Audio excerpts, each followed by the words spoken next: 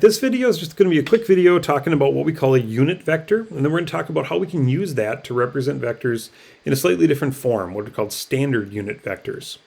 So a unit vector, much like everything in math, if you hear that word unit, often we think of things of length 1, whether that's unit analysis, right, changing things from like inches to feet to miles, using things that are sort of comparable to one thing at a time, or maybe a unit circle, right, if you've studied trigonometry, a circle of radius 1. A unit vector is just a vector of length 1.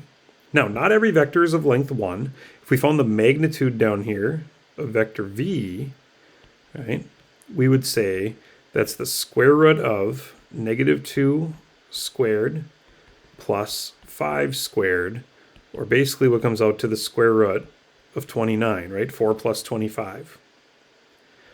Well, to find a unit vector, what we're going to do is take that vector and we're going to divide both components, divide both parts by its magnitude. And then in the end, we'll go ahead and check that magnitude. We want to end up with a magnitude for vector u that's of length 1. So let's go ahead and do it. We would take our components, right? So -2, 5. And we're going to divide by, again, the magnitude that we found, square root of 29. Now, technically, we could just divide both components, but I also like to get that root 29 off the bottom. So if you're familiar with rationalizing, that's going to be -2 over the square root of 29.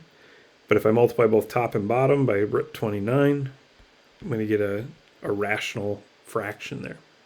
Same thing goes, again, 5 over root 29. Well, root 29 times root 29 would be 29, but I have to multiply the top if I multiply the bottom, right? So again, we're going to get this vector, which essentially would be u, right, our unit vector, very simply. And if we want to double check and make sure that we got the correct length there, what we can do is let's find the magnitude then. Now I'm going to go back and kind of not worry about that whole rationalizing thing. Remember, this one would have been -2 divided by the square root of 29. Right? Oops, got a little bit of computer jargon there. -2 over root 29 squared plus 5 over the square root of 29 squared. And basically that becomes, again, 4 over 29 plus 25 over 29, or the square root of 29 over 29 is the square root of 1, which essentially is really just 1, very simply. So in that case, we just found a unit vector, a vector of length 1. Now, why would we want to know about unit vectors? Well, there's lots of different reasons, but one of them is because there's another way to represent vectors other than component form. Remember that component form is basically just saying the horizontal and vertical components of a vector A and B. Linear combination form is like adding those horizontal components to the vertical components and coming up with a singular sort of statement how to represent a vector. In order to understand those components, what we want to understand is there are what we call standard unit vectors, I and J. I is the vector 1, 0. It's always the vector 1 unit to the right, directly horizontal, not traveling up and down. Vector J, on the other hand, is the vertical vector, again, of length 1 unit up, not traveling left and right. So by saying A times I, we're stretching that I vector to be as long left or right as we'd like it to be.